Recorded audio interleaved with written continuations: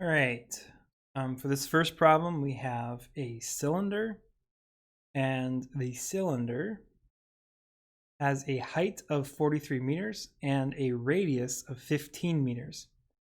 So the total surface area, for this total surface area, we're going to need to find the areas of the circles on the top and bottom. That's going to be pi times the radius squared. Let's see, pi times the radius squared gives us 706.858, and it continues on. Okay, and we're going to need to find the surface area of the smooth side. Now, this is what I said in the video.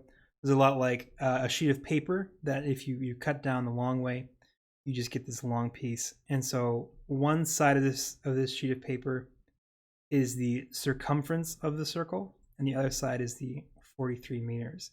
That's just like unraveling this piece. If you just cut it down the side and you unravel it, it becomes this rectangular side. So the circumference of the circle is 2 times pi times the radius, which is 15. Doing that gives us a circumference of 94.247. It continues on. Multiplying that by 43 gives us an area of 4052.65, and it continues on. So that's the area of the smooth side. We add that to two of these circles because there's one on top and one on bottom. So the surface area equals 706.858 times 2 plus 4052.65, and I'll just round to 3 places. 5. So this is the two circles on top and bottom, and this is the area of that smooth side. Okay, that gives us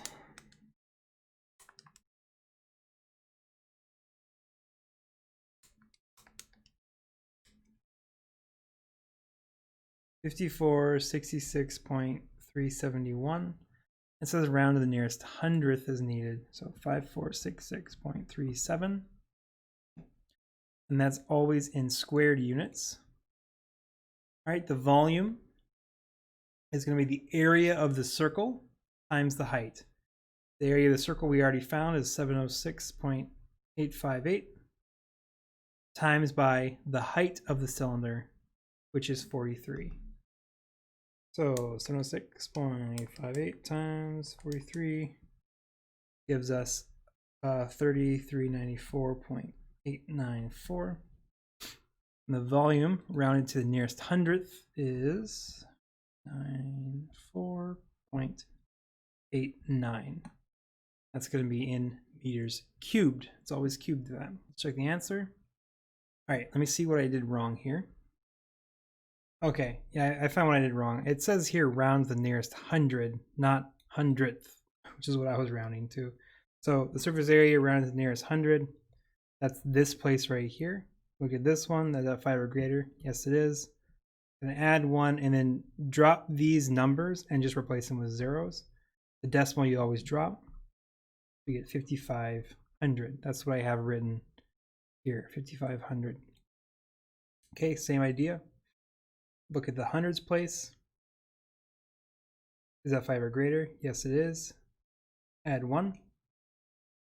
And then you're going to drop those places with zeros. So we get 30,300. That's, or sorry, 30,400, because you add 1. That's what I have written here. And that gives us 100%.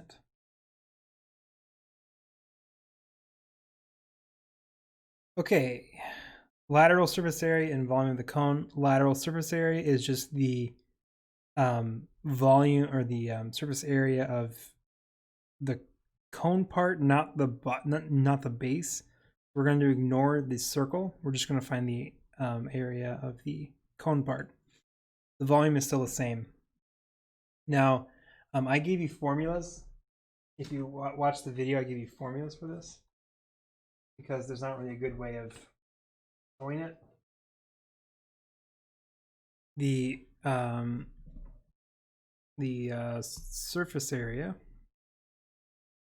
equals pi r squared plus pi times the radius times the slant height. Now, the pi r squared, this is the area of the circle on the bottom, which means this is the lateral surface area. So we're just going to ignore that part.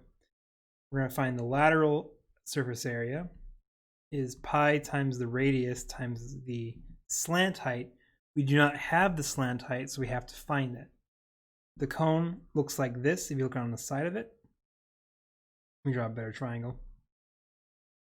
Like that. This right here is the height. That's 16.3 centimeters. And this distance is the diameter, 11.9. So we're going to need to divide that by 2 to get the radius. 0.9 divided by 2 gives us 5. This distance here is 5.95. That's that distance there. Okay, we can make a right triangle out of this if you draw a straight line down. And that looks like this with 5.95 on the bottom and 16.3 on the side. This side is the slant height. And that's the hypotenuse of this right triangle. So using Pythagorean theorem, 5.95 squared plus 16.3 squared equals slant height squared. All we have to do is take the square root of both sides and calculate that. It'll give us an approximation for the slant height. 5.95 squared plus 16.3 squared, and take the square root of that.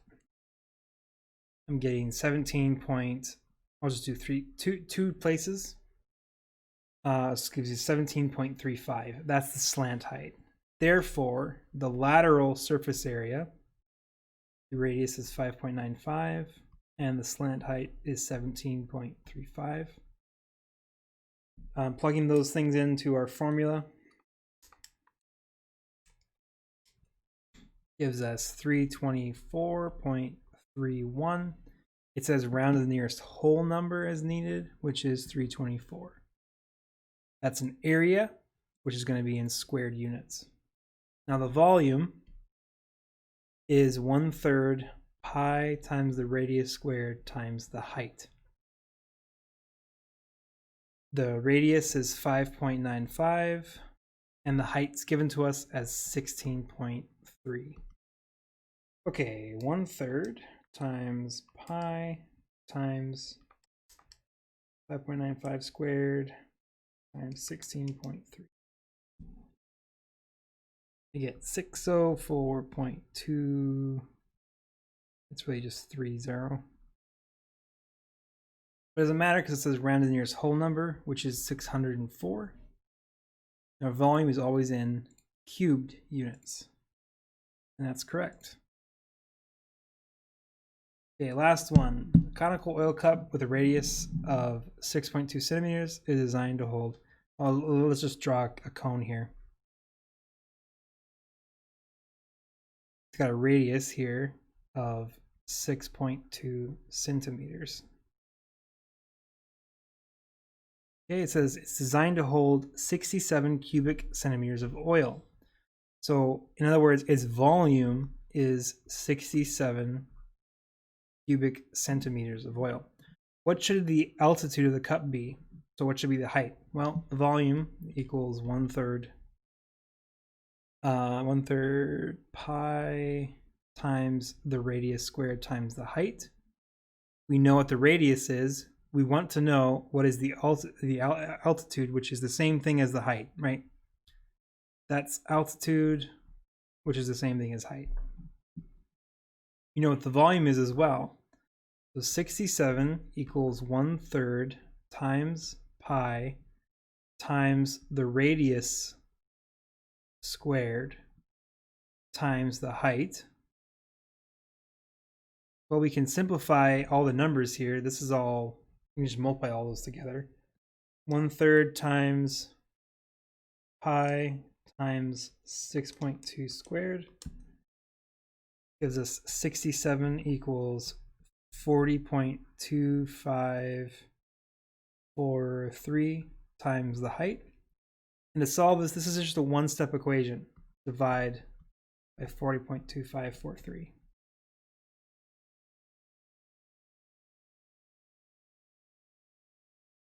That gives us a height equal to,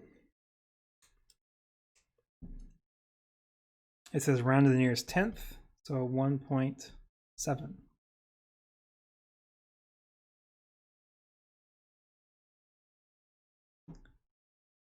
And that's correct.